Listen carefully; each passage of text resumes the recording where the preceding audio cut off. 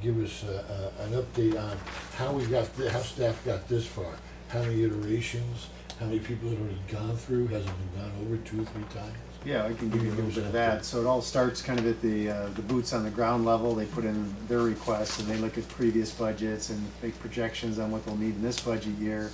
And it goes up through their supervisors, and then it goes through Ed. Ed and I sat down and looked at the numbers. Wes has taken a look at the numbers, so it's a lot of hands have seen it already. So it's been massaged. It doesn't mean it's done being massaged, but it's been looked at quite a bit already. When would staff massage it again? Well, certainly based on whatever feedback we get from here, we'll take that into consideration. There's some other things that we're still looking at. You know, we're kind of in a faster paced schedule this year because we're trying to get the budget done by the end of May.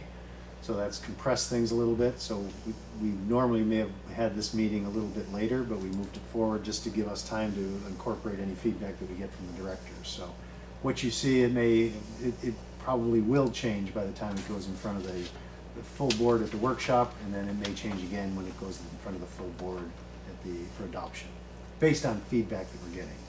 Okay. Thank you. So we're gonna go through these one at a time, all the different items that we have, I assume? Well, yeah, Wes will walk you through. We have a PowerPoint. He'll walk you through kind of at a high level, admittedly at a high level. But if the committee members have any specific questions and want to drill down on any particular level, that's fine. Ed's here to address the specific details. We did send out the package of information Tuesday evening, I think it was, Tuesday evening. So you've had a little bit of time to look at it, but we realize it's a lot of information. So you just tell us where you want more detailed information. Otherwise, we'd never get out of here if we went. Right, no, there's a lot to look at, yeah. And can I ask one question just to kind of level set everything? The budget that's being proposed now, does it stay within the revenue, the forecasted revenue based off of our last rate increase, and does not require any additional rate increase in order to fulfill this budget? Yeah, we haven't gotten to that detailed thing yet. I have no reason to believe that there's going to be a need to change the rate increases we're already approved.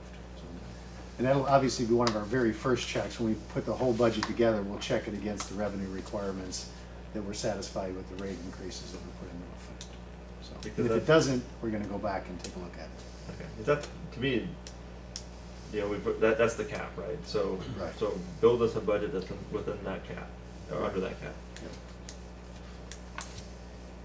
And part of the reason that I guess what I personally am looking for is, in past years, I personally believe, I'm not sure, there's always been a sponge thrown into these numbers so that there's contingency sponging. And if that's true, it's okay. Just tell us how much that is, rather than nickel and dime. In other words, $100,000 for each department they throw in as in case something happens. Yeah, we got away from that probably 4 or 5 years ago at least.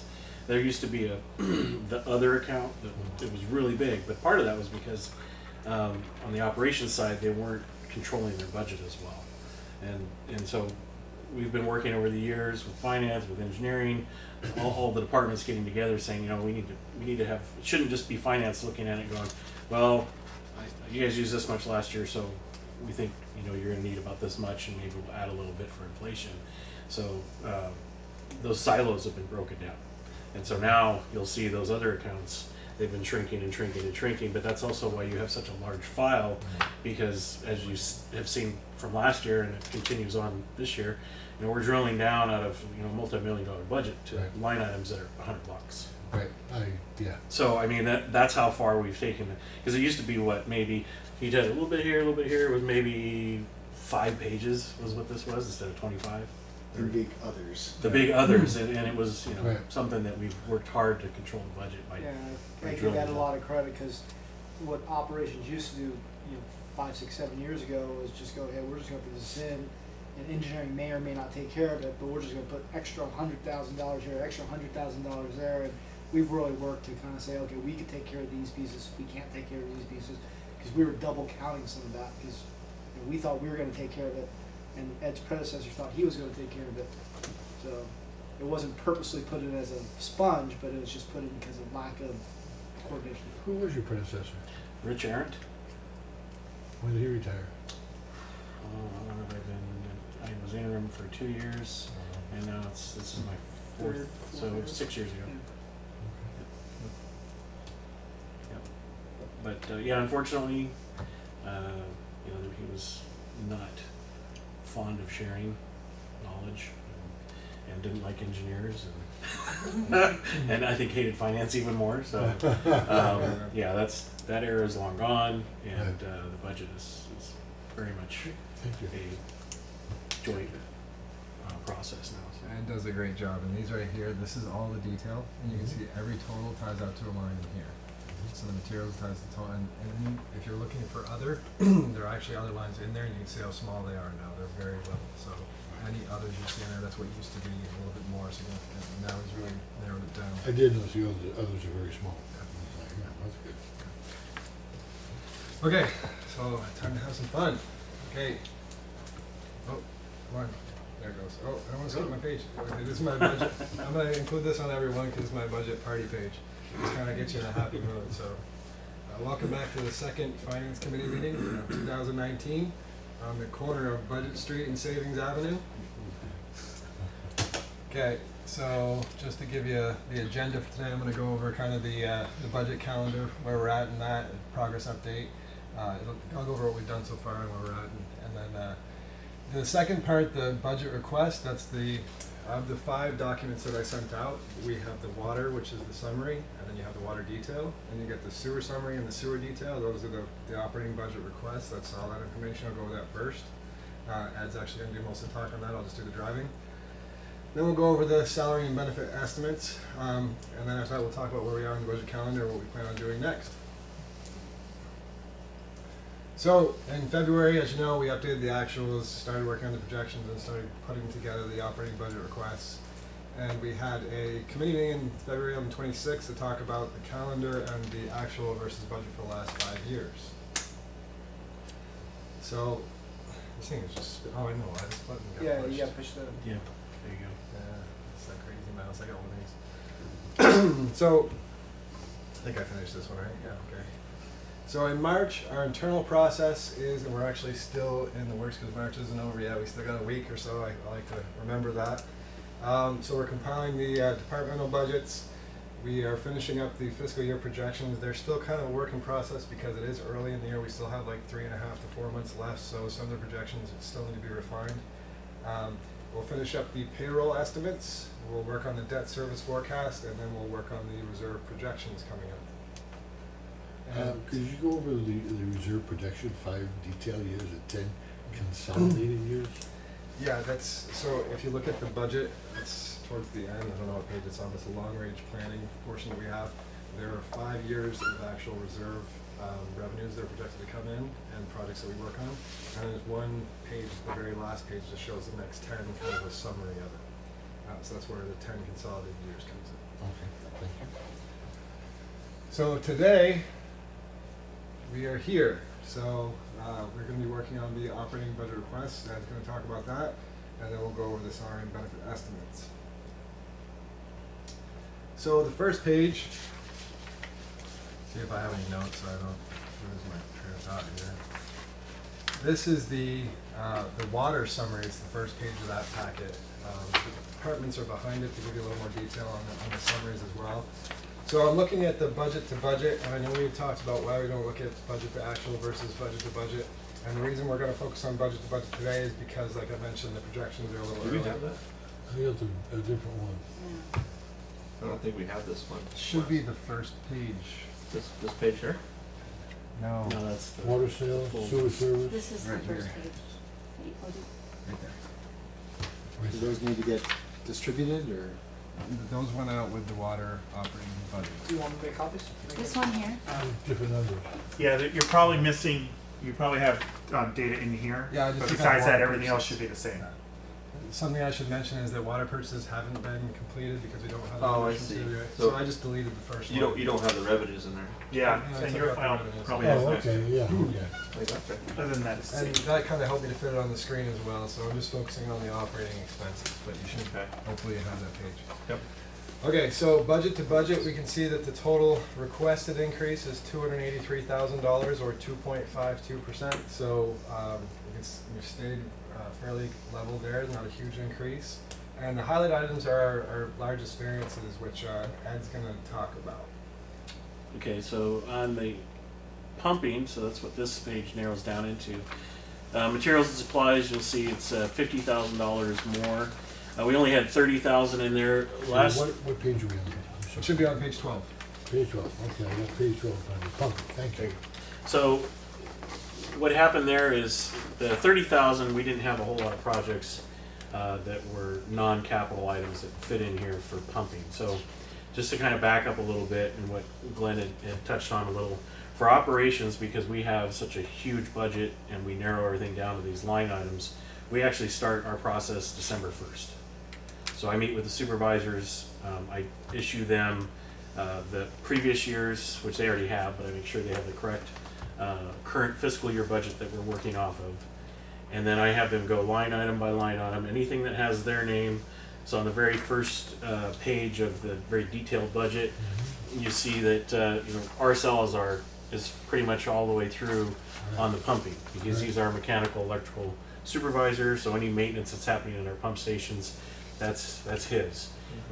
Is that Robert Salazar? Robert Salazar. Robert, So the increase of 50,000 is because, and Glenn and I have been going over this, we have a 5-year plan to upgrade the SCADA system that's out in the field. We've upgraded what's in our central operations now to newer processors. The stuff that's out in the field is still the old 1970s technology. We can't put in security cameras without Ethernet radios, and the equipment we have in the field doesn't speak that language at all. It's very old serial Modbus, very slow. It cannot transmit the data that we need for the security camera. So we've already started building the Ethernet backbone. That's some other things that are in here. We have at Mar Reservoir, we have cameras there with Ethernet going it down to the plant and also bringing it into operations up here. We now have a camera system at Twin Oaks Reservoirs, so those were our two main security issues. We wanted to make sure those were all cameraed up. Mar Metal Arc actually has cameras in now Twin Oaks Reservoir, and so that kind of helped to beginning the build of the Ethernet backbone. But we had to upgrade the plant's processors and water operations and collections processors first. So now the pump stations are next. So a lot of what you see there is changing out the processors and then getting those programmed so that we can put in security cameras at the pump stations. Ethernet's a new term to me, is that a brand? No, Ethernet is a type of, it's a protocol for IT really, Ethernet. It is basically a fast wireless communication for Ethernet radios. So they can transmit data actually faster than you can get at home with your coax cable. And we actually have been running the internet and the phone system for Metal Arc at a much cheaper rate by having an Ethernet radio system link between administration building and the plant, and all of their SCADA data now gets downloaded to a server here locally that's constantly backed up. So if we lose something there at the plant, something blows up there, we haven't lost all of our data. That's that tower on the hillside that some people thought Okay. was a Cell tower. cell tower, but it's for us. It's our cell tower basically that connects. So it has line of sight all the way to Metal Arc. Mhm. Oh, it does, okay, which is necessary for Ethernet? And the one that's up here on the hill doesn't have Ethernet on it yet, but that tower that we put up there is because that one's going to have a bunch of radios gathering data and bringing it into central eventually. But right now, yeah, we have a link to Metal Arc, and it's worked fantastic. Eventually, that tower is going to be sitting on top of a condo complex. Exactly. I'm fine with it as long as I have my elevation. Senior I house. don't care what's under it. Senior So- housing, Senior house. I'll be living there. So besides the recurring items, we actually, mine looks a lot bigger because I run all these numbers that would make you go blind, which is why I wear glasses now. I mean, I just We hold those line items usually pretty close each year, the recurring. But we move around which areas we're doing projects each year. So we have this work going on in the pump stations. Last year there was a lot in transit and distribution, which I think that one dropped down. So you see one section comes up in price, the other one comes down in the amount of funds requested. Our goal is always to try to hold our budget as flat as we can. There's some costs that we cannot control. Electricity is one of them. That goes up every year. SDG raises rates every year on us, just like we do at home. But we try to control that through efficiencies. So you'll see capital projects that you've approved in the budget where we're replacing electric motors because they're at their 10-year end of life. And so we go with a high efficiency motor to save power. And then our operations staff only operate those during off-peak hours as much as possible. They've changed that all around on us now too to try to make more money. But so far we've been doing really well, sticking to off-peak and semi-off-peak as much as possible. So the materials and supplies, that was for those Ethernet capable processors, and then there's also $15,000 to rebuild some valves at Palos Vista Pump Station that's in there as well. And then power, you see, over all of our water pump stations, there's an increase of about $70,000 that we're predicting for electricity. We're not going to be pumping necessarily anymore. It's just that's the rate increase that we're experiencing with them. Wow. Trans and distribution, you can see that those are all decreases. So materials and supplies, outside repair, the outside repair went down by $55,000, mostly because, knock on wood, our main brakes have settled back down.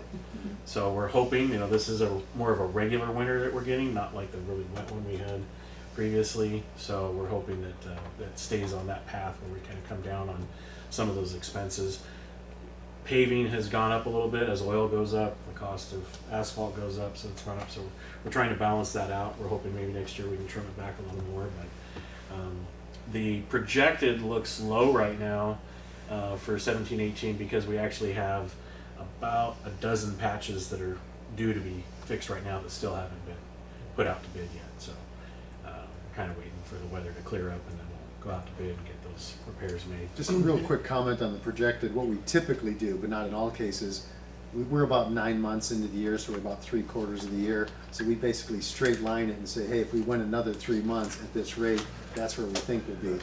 But what Ed's saying is that's over and above just a normal proration. It's just there's some specific projects we know are coming. And there's definitely some areas where it looks like, wow, you guys you're going to be way under your budget. Well, we can't do the same work every single month. We know it's not an even spending, and we also don't want to have finance, freak out where we spend. Oh, we got $500,000 in this budget, and by the end of July we spent it all, and did it all in 1 month. So it kind of bounces around throughout the year.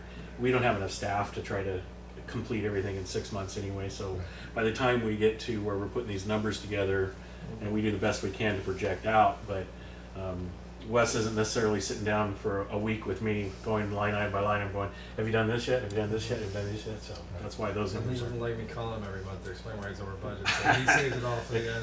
When he says I'm under budget, I'm like, what are you complaining about? But so that's where our savings are there, mostly in the transit distribution. And just to throw in a comment, I didn't mention it, but the page numbers are referenced at the bottom if you want to follow along to the exact detail of this right here.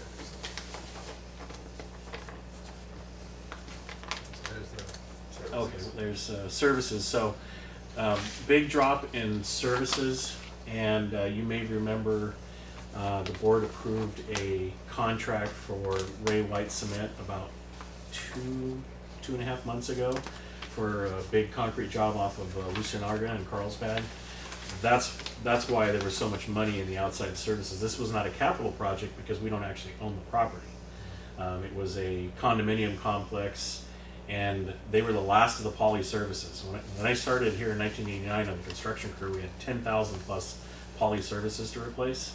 That was the last of them. There's maybe a dozen more that are off of our 18-inch transmission main in Escondido area, but that's going to require a capital project that James and I have already put together that's pushed out a year or two, but it's we're going to have to run mains on the roads and stuff to get that one off of there. But so the ones that we can do in operations without bringing in a contractor or anything else, that was it, and that was the money. That's why that spiked. If you look at previous year, it was way down here, and then we spiked for a year, and then we came back down for 18-19. So that project's complete, and that's why there's such a big drop in So this one's me because it's labor. I'm looking at engineering labor in general. The process that we go through for that is we have all the employees, their current step, current rates. We put in any COLA projections and any other increases that may be considered. And part of the process too is there are certain departments that work in different functional areas like across water and sewer, and engineering is one of those departments. So what we do for that is we get the last year of where they've booked their time to, and we look at the allocation of percentages to water and sewer. And in this case, based on what the system is telling us, the engineering over at least the last 6 months to a year has been spending more of their time in water than in sewer. So there's been a slight increase in the water portion of the engineering labor, and you'll see an offsetting decrease in the sewer on that. I meet with the departments as part of as the next step in the process for labor, and I ask them what they're planning on doing in the following year to see if that will continue or if it might change, so that the labor change, percentages may change a little bit. But that's what that increase is. It's basically just, their normal increase, and it's allocated more to water than it is to sewer.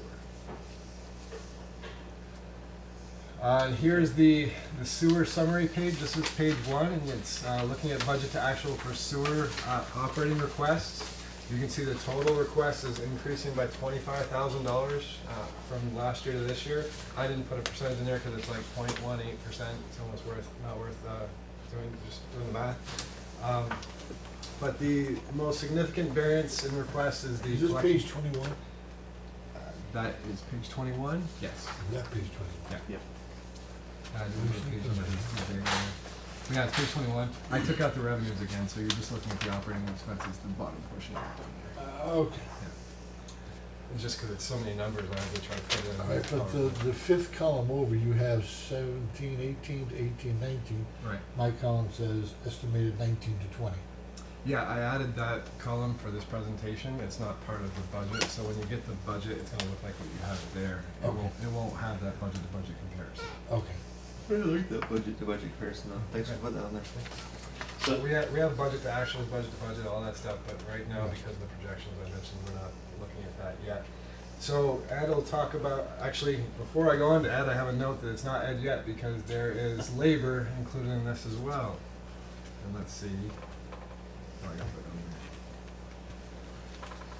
So the collection and conveyance, there's an increase in labor of $52,000. That is a function of that department now being fully staffed. As you can see, the projected is actually really low. They were at 1.3 projected towards the end of the year, and that's because they had a lot of turnover in the department. So it's a function of them being fully staffed as well as their steps. There are 13 people in that department, and out of 13, 10 of them are due for steps. So that's about 25,000 of that variance. And also we have a COLA built in for the MOU, so that's the total variance there. Who's in charge of collection and conveyance? That would be Eric Garcia. Eric Garcia. Mm-hmm. So he has 13 people working under him, He is, I think he's 12. He's the He's 13th. the 13th. but they all work under you. Yes. So there's 52, I think, in operations. You Including have me? the bulk of the manpower, Well, or women power. yeah. We have the book of the power. Electrical. Yeah, so the other increase in collections and conveyance there, chemicals, you see 50,000. That's actually for carbon, for the odor scrubbers. The price of that's gone up a little bit, and then we are also increasing how often we're changing it out. If you remember the odor problem we had at Rancho Santa Fe about a year and a half ago. We doubled the size of that carbon scrubber, as well as some other projects that we did to control it, and the neighbors in that area have been real happy. And Didn't we change some things though? We invested in something to get rid of one type of chemical and use a different type. yeah, we did, and that is also part of the chemicals. The type that we used interfered with Encina. We told them we were going to start using this product. We're still using it, but at a reduced amount.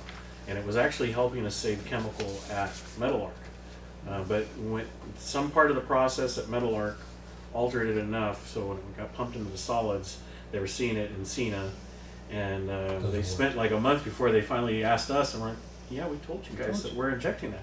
Well, it went from who we talked to, it never got any further up apparently. So there was a bit of a communication error there when we stopped injecting it to the system that goes down to the plant. They recovered and haven't had any issues since, but they're having their own issues right now. So we're not doing anything different, but we want to get to where we start getting to the summer. We want to do a pilot project with them and say, okay, we have better control now of how we're injecting there. We're adding a second tank this year and some different control systems, and we're going to program it into the SCADA system, so we have a much tighter control of how much chemical is injected and when. And then we want to say, okay, we're going to start increasing this, switching over to this. Let us know when you start seeing it at the plant and if it's interfering with it. And a new chemical is called sulfend. We were on trioxane, and then we went to sulfend. We're still using trioxin everywhere. Sulfen's a little more expensive, but you use less of it, so in the long run, it's actually a savings. Has the desal water played any part of what's going on at their plant? I don't know if it's affected their plant at all. It has ours. affected ours somewhat with boron. So the seawater, it doesn't have the boron stripped out of it when we get it, and that's put us real close to our limits on what our permit says we can have for boron, but we haven't gone over, and we've been alerting the regulatory agency, letting them know, hey, we're getting close. What are we going to do? And I think it's just going to be a matter of adjusting our permit. I don't think we've been reminding them every single They month. don't want to adjust, there's no backtracking, they have a policy. Oh, is that what it And is? no matter what, there's no backtracking. But on the positive side, the reduction in salt from the desal has made our recycled water quality better. Has reduced our TDS quite a bit. Yeah. So I mentioned last night that Encina Wastewater Authority had their upset, and they had to change out their carbon. It cost them over $400,000 to change out their carbon. Which cost us. Because, yeah, Yeah. 22.4% of it is going to come our way. So That's right. So we And definitely they don't don't know want. why. they still haven't figured out what caused it. They know how to fix it, and they're doing that well, but They've been talking with us too. Hey, Yeah. at the plant, at our plant, your BOD is pretty high. It's always that high. yeah. We have Restaurant Row, we have the breweries, and it affects our plant, but there's nothing new coming from us right now going to them, so they've already kind of X'd us off. Yeah. But they did ask, which is smart, but it's like, no, we're not doing it. We certainly don't want to upset that plant, because the plant said that comes back on us. It does, yeah. So, the outside services and power, the big reduction in the outside services for the most part, we were using a company for sewer flow meters that we had an 18-month contract for the sewer flow meters, and it was pretty expensive. We weren't real happy with the service we were getting from them. There's another company in Escondido called Smart Cover that very similar product, had a few more features that we liked and a lot less, so we basically have been canceling those contracts, and that was in the outside services for How many of these do we have? about, I think we're up to about 15 or 16 out in the field right now. Those guys? Of the Yeah, Because we're- target ones. yeah, well, the target ones, we've gotten rid of a lot of them, and that's why that comes down so much. We're not making that company very happy, but if you're not going to provide us with the service we need, and you're charging us this much money, and then you pull one of these meters and we don't see it or you for over a month, a billing meter obviously we have to have replaced immediately, but the ones that we're using out there is to help engineering with sewer modeling, and they're also giving us alarms if suddenly we have a flow that increases and as we start seeing that level inside the manhole climbing, it can actually send an alarm into our SCADA system and let us know before the spill. So if that meter's suddenly gone, that takes out one more step we have So to. what this company does is they install those meters and then they also monitor the meters? They send the data through cellular technology is why we went with the one that was charging us so much. They were the first company to really do it, and then Smart Cover's doing it as well. So instead of having to drop an SDG&E power pedestal, which is what we did in the past, and then you're paying a monthly fee for that, and then a radio that gets it into our SCADA network and all of that equipment, and they're constantly maintaining it. This is something that attaches, basically the antenna attaches to the manhole cover, and you don't even see it. It's a little puck, so you don't even see that. And then there's a sensor that sends an ultrasonic signal down to the water that's flowing through the trough, and it bounces it off, and it can tell by velocity and depth in that trough what the flow is. And then that sends that data into basically the cloud, and then we can grab that data from the cloud and look at it on our SCADA system. That's all off a battery. That's all off battery powered, so we don't have to drop SDG power. Some of the areas where it's not in the street, we put solar panels up so that there's less exchanging of those batteries. But And this it worked. information is used to tell you, to tell engineering what's being used where. Yeah, it's a few different areas. The main purpose of it is so we monitor our system, so we get to an area before a spill happens. You know, if that starts rising, we start surcharging. The guys will get an alarm. They'll go out there. But engineering uses it in our modeling because we have water meter records and we have an assumed amount that returns back to sewer. Well, now we have. There's over 18, I think, total with the ones that are ours. Yeah, I wasn't counting Yeah, the there's like billing meters, 23 meters or something like that total that are in the ground that we could go, okay, this is the actual sewer. So this way there's very little guessing in how much water is being used compared to how much sewer is being generated in an area. Because, you know, that's one of the arguments is, well, you're just guessing how much people are flushing, so to speak. It could be all outdoor use. Well, we actually know because we have 20-something meters in the system. So some of them are information and some of them are billing meters? We do have billing meters, Yeah, like couple. Hollandia, we bill off of that. Cal State San Marcos has 2 of them. So the really high flow customers for sewer have an actual meter that is monitoring how much sewer is Do leaving. you have one on the downside of Diamond Environmental? We were getting ready to put one there before the FBI and EPA came We should put one there now, because this is gonna get changed. in. You don't know, but we may have one. Good. Like I said, if there was radioactivity, they'd put it down there. They don't care. Yeah, we're well aware of what Right, it this is does. Okay, so the next part of the presentation are the preliminary salary and benefit estimates. So I didn't circle it, but the first thing I'd like to talk about are the funded full-time employees down here at the very bottom. Not sure, no, this is just the one page that you have it by itself. So you can see that the full-time employees have stayed level. Now, while we've had some vacated positions, some retirements, all positions are budgeted to be funded for this fiscal year. That includes 6 months of the AGM position, so we've just budgeted that 6 months to be funded for this year.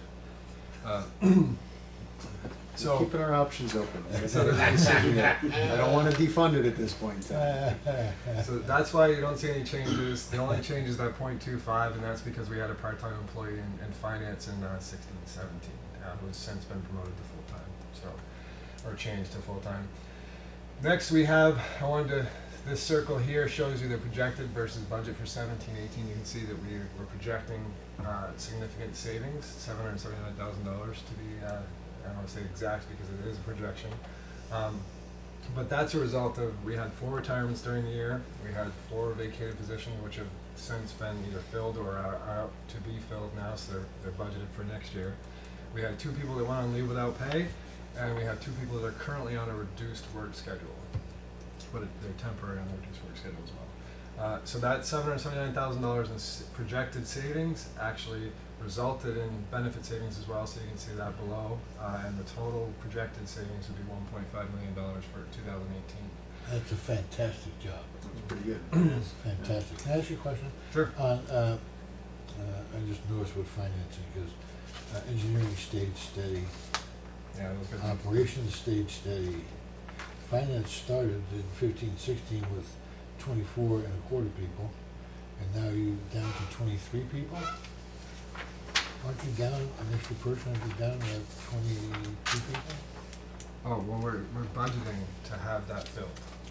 So, right now, the projected is to have it filled. We're hoping to have, the only position that's currently vacant is the accounting supervisor. And that, we've got it out right now, so we're hoping to fill it before the end of the fiscal year.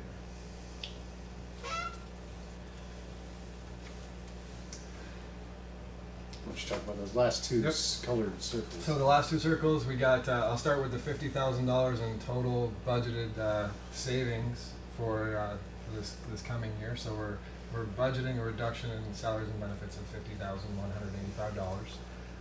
And even with all the positions being fully funded, we are budgeting a small increase in total salaries of $10,000. And if you look at the total salaries and benefits, we're actually predicting less in the upcoming year than we budgeted for this year. So that'll be the second year in a row that we show our reduction in salary and benefits. Wow. It's a great job. Any questions on the salaries and benefits page? So this, just to be clear, so this, if you hire your person that you're looking for, and you bring on eventually an assistant, An AGM for 6 AGM, months. then that's all included in It's here. all built in there. Right. As well as the COLA for the MOU. Okay, so, Not that you need an assistant, I think you're gonna find out. Thank you very much. I think Keep you're doing my a wonderful options job. open. I think you're doing a wonderful job, the way it's going. His hair was jet black when It he started was. just a year and a half ago. Let's just take it. Yeah. The numbers are great, fantastic. so the next steps in the budget process, this month, we're going to be incorporating all the operating expenses, and we'll do some more reviewing of the operating expenses, revising and refining. Currently, we have the requests in there that have been looked at and reviewed, but we'll do a thorough, I kind of threw them into the operating budget, just, to make the meeting, we're reviewed, we'll do some more revision. We're planning on having the next finance committee meeting April 2nd, and in that meeting, we will review the finalized operating budget request, which will be any changes we may have to these that you have in front of you. Just pause right there. Does that date still work for the two of you? It's a Monday, it's at 4 o'clock, I think it does. What day? April 2nd. April 2nd? Yeah, I got it down, April 2nd. Yeah. Okay.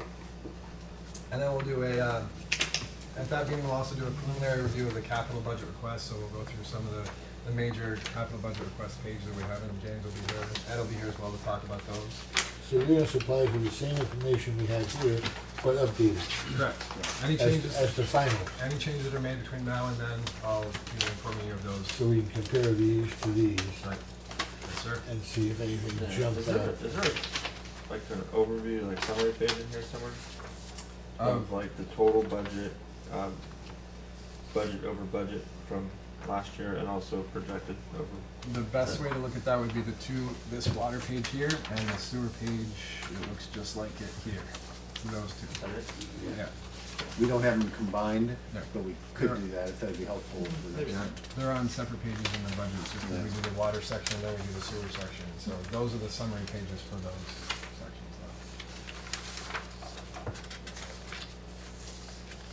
And what's even more telling is the net difference, because we're projecting increase in water sales, which increases our water purchases, but on the revenue side, you'll have an increase, right?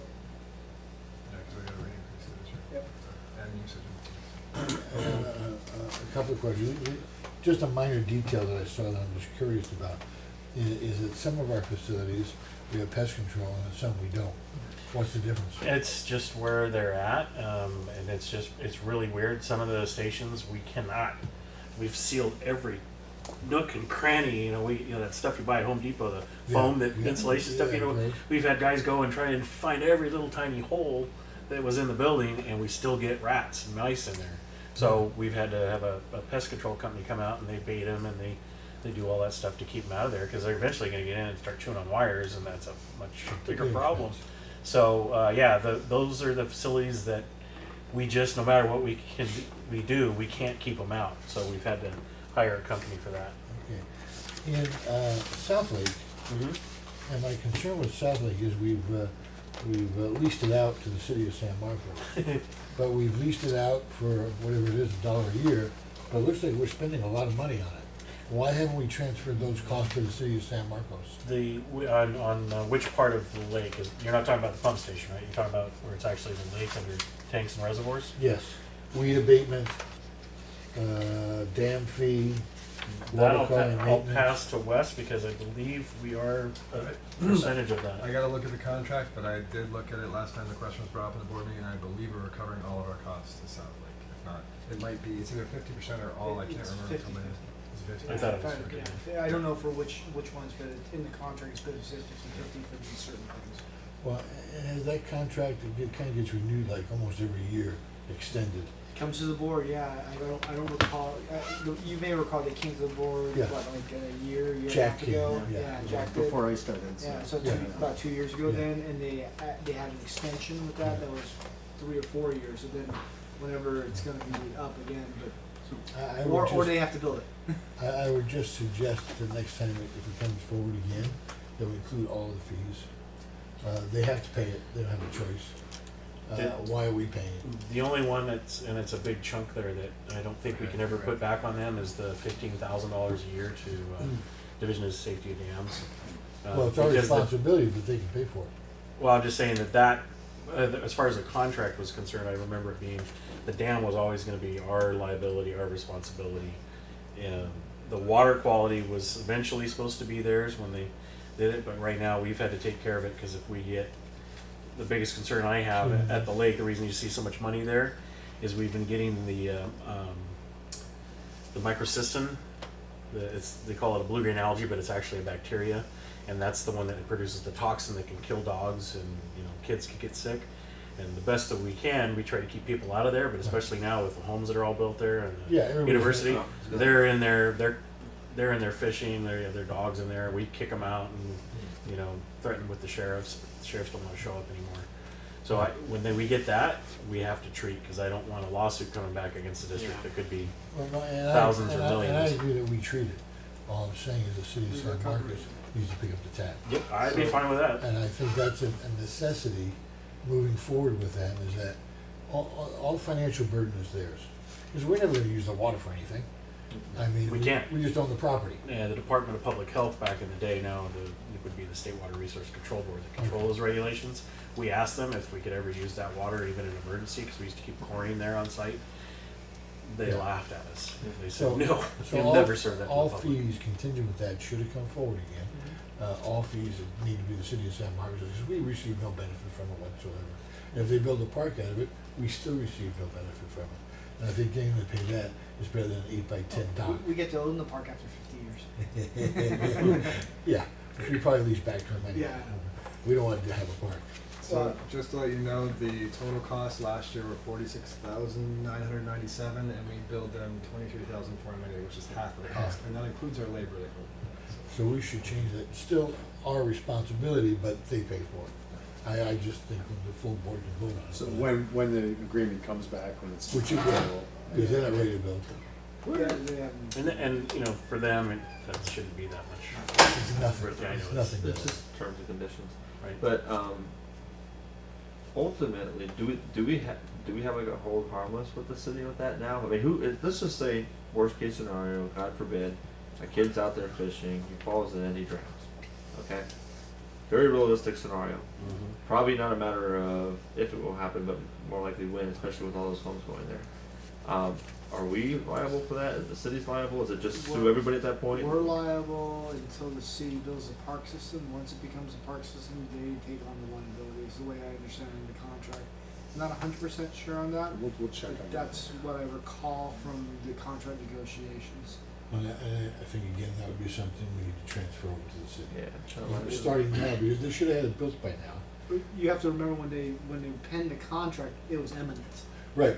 It was pre-recession, right? It was Exactly. imminent. Yeah. And now that it's not, it's like, we need to get off the hook financially for it, although we own it, and we're responsible, but give them all the responsibility. And they have a much bigger policy than we do, probably. I mean, Or they should. I guess They have parks. I guess Yeah. another thing to consider, and I don't know if maybe it's not appropriate for this meeting, but as a strategic planning meeting in the future, is there a reason why we just don't sell it to the city? Why, I don't think they'd buy it. I mean, even for $1?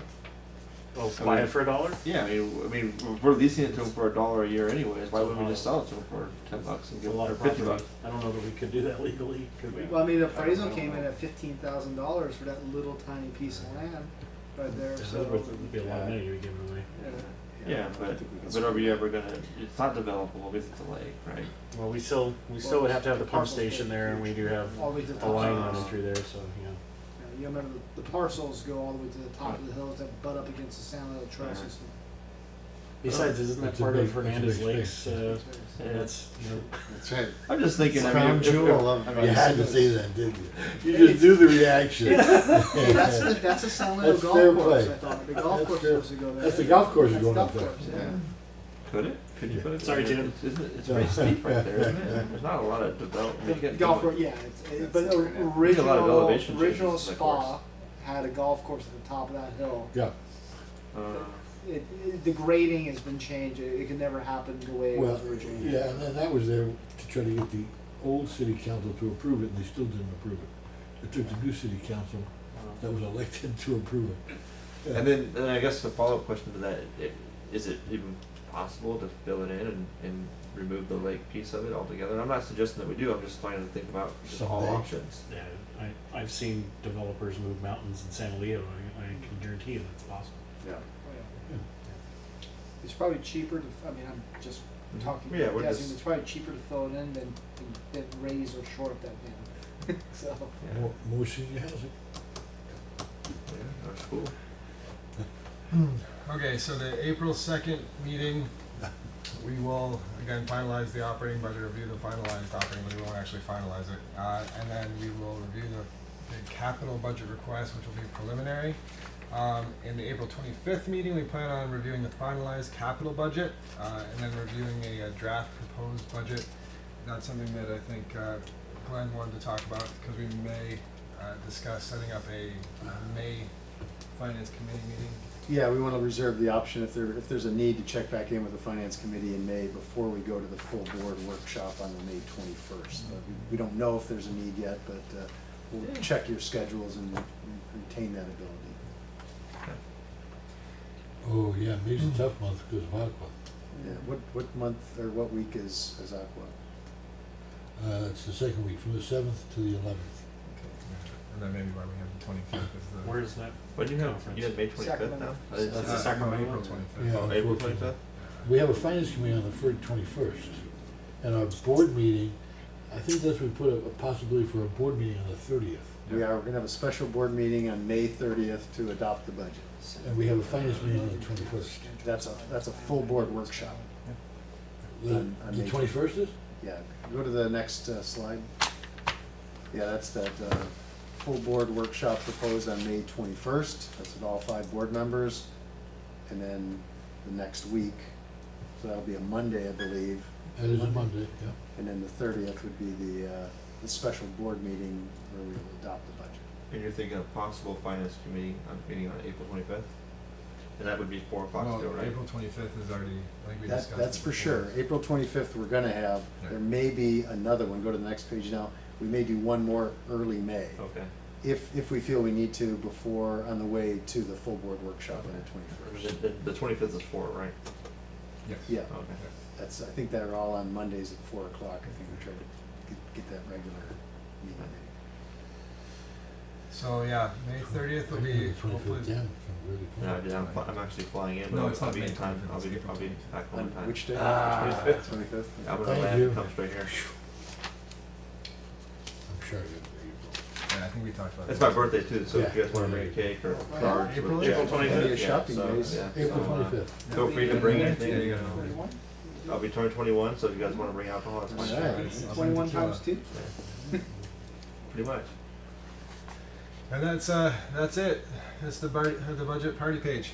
It's at the corner savings. This was, first off, Mr. Chair, can I talk? Yes, go right ahead, Um, sir. This has probably been one of the best budget processes we went through, the way it was organized, the way it was presented, and so, and it really, for me, and I guess I wanna clarify, but maybe I didn't ask the right question, and I don't know if you guys wanna fast one. You're gonna work within the revenue that you have, but also without tapping into reserves, right? I mean, basically the revenue, money in and money out, okay. Putting on zero. So I know you guys can tap into reserves to kind of make up for other shortfalls, but I don't want That's not our I don't intent. want to deplete our reserves either. Well, with this budget, we should actually be putting money back into reserves. We have at least 130,000 last night. Well, and that'll certainly, that's a line item typically in the budget is a transfer to reserves. Yeah. So you're actually, yes, you're putting money into the reserves, Right. and you're still within your revenue generated from the rates. Yeah, and I would like to say it's the best budget information that we've been given, and some of you know this, ever, as far as I'm concerned. I mean, we've got more information, and really, you have it right down to any question we could ask, the answer is there. This guy's on top of it. Really appreciate all that you've done to make that happen. Like I said, it's a team effort, and it's really nice because, you know, Wes and James and I, and you know, we spend a lot of time on all of this stuff, and we try to make tweaks to it every year and make it a little more understandable and fine tune it, and we certainly try to keep things as flat as possible. You know, it's tough to do with, you know, obviously SDG and some of our chemicals and stuff like that. Yeah, that's go one up thing from we year didn't to spend year. enough time on, is that there's some things that we can't control, like the Right. power and the chemicals, and Ed's done a really nice job of cutting costs where he can to minimize those increases. If I may, just, I like putting faces to things, so if I could ask a few people that are responsible, who they are, what their first name is, just so I remember them. I'm looking at materials and services budget. Robert Salazar already mentioned. Mhm. Kay Anstill? Kevin Kevin Ankton, Ankton. he's our construction supervisor. So all the main Construction breaks, service line leaks, It's and we his get fault. fire hydrants, Yeah. that's his fault, yeah. Yeah, so he's in charge of the construction department. Jay Janis? That's Jerome Janis, he's the regulatory Safety guy. and safety guy. He's He works for Rondi's Rondi. guy. Oh, he's Rondi's guy? Yeah. Really? It's one of the things that, people ask, well, how come safety isn't in operations? Because you guys are it's almost all about you. Well, it's one of the nice things actually that we do here is there are checks and balances. So if I was a different type of manager and I had safety or regulatory under me, I'd say, no, we're not following that rule. Yeah, look the other way on Stu-ish, shut up, so it's actually a good, it's also why the warehouse and purchasing is under finance instead of operations, because again, it's checks and balances. We're the bulk of what goes through the purchasing department and the warehouse, but to have that manager over it, well, the same thing could be, it's like, oh no, we're gonna bring this into the warehouse, we're gonna spend this money on that, and, shove this under the carpet. So there's a lot of checks and balances, and we don't have that atmosphere at Vallecitos, but just in case something changes in the future, it's structured accordingly. Jay Kirby, Gina. Gina, she's over the meter. meter department. Wes, they have you down for fuel. I'm You're in charge of the fuel? Getting He's fuel. got a company car now. And that one has stayed in finance, even though, again, operations spends the bulk of the fuel. Right. We're using it the most. But it's actually his supervisor, Dennis Bowman, and his department that controls the fuel island, and then they monitor how much fuel is going out every year and every month and weekly. So That was the next question. Who's Bowman? Dennis Bowman is Purchasing. the purchasing warehouse supervisor. Okay. He works for West. We buy the fuel. How many employees do you have that work, maybe work directly for you? Well, later, how many supervisors do you have? Four. Four supervisors, 6 direct reports. Wow. Hubbard? Jason Hubbard. Jason. He's your guy. He's the guy who You wants saw to him go last work. night. Yep. Yeah, he wants to work for that new company. So next, He was pitching it like he owns stock in it. Well, but when This is the greatest stuff I since don't know. Swiss cheese. I don't know if you saw when you said, "Hey, well, maybe we should go see some of this install." You started smiling because the best place to see the install is in Europe. yeah, So, Really? if I was gonna say, I'll be happy. he's checking in the flights right Yeah, now. James I'll and I be were happy both to raising see- our hands. You didn't see that? We're like, we'll go. Yeah, we'll go Yeah. because Oktoberfest is in September in Germany. I figure it's a good place to sit. Yeah, I just have to, like I said, Somebody from the board should at probably some go. point in time. Absolutely. Do you fly? Sure. Do you fly? No, Oh, see? There we go. Let's go. Hernandez will want to go. No, but it's gonna be finance committee. Oh, yeah. I don't know why, but it just has to be. At one time, there was someone standing in front of the board saying, ducktail, this is the greatest stuff since Swiss. And one time that happened, so. We'll have ductile on the ground for If they wouldn't have dinged it, it 100 probably would be. years. I mean, if they still made AC, we'd love to have AC. That's the best pipe material ever. And one last question I have about that, out of curiosity, you said the city, we're pointing off, the city was the reason, responsible person for this problem with this pipe, because they required the contractor to put down some concrete. Why would they require the contractor to do that? What's the benefit to the city? Okay, so yeah, and if I implied that it's the city's fault, that it wasn't. The city didn't touch our pipe. It's more of a cause and consequence. They wanted to stabilize the road bed. They wanted to make sure they had a nice stable foundation to pour the road over. Oh, Yeah. And the so- cement treated base is how they accomplish Exactly. that. Yeah, and that's a common practice. When you have soil that won't compact, you dig it out and you mix it in with cement. So it's kind of like cement and dirt mixed together, and when that cement dries, it really solidifies. But that cement also leaches over years. It'll leach alkaline water into the soil. I came up with some of the best questions 4 hours after the meeting. Oh, I should have said that. Oh, Yeah. what did that mean? Yeah. Yeah. So, and I forget it. Good thing not in the age, you forget a lot. Well, thank you. I don't know if there's anything else we need to go over today, but it looks like everything's coming together well. We'll be able to compare. Well, if you have any other questions at the April 2nd meeting, which is only like 10 days away, and I was a wise guy in here, I said, see you next week up top, because, it's really 10 days. I was gonna say, when you put that slide in there, I was like, I'm gonna be gone, so, You're not gonna be here? not next week. Oh, that's right. I'll be in Salinas. Working harder than he works here. Physically, at least. Yeah. Probably later days, too. Okay, that's it done. Unless there's anything else for the good of the cause? Good. Close the meeting. Thank you, gentlemen.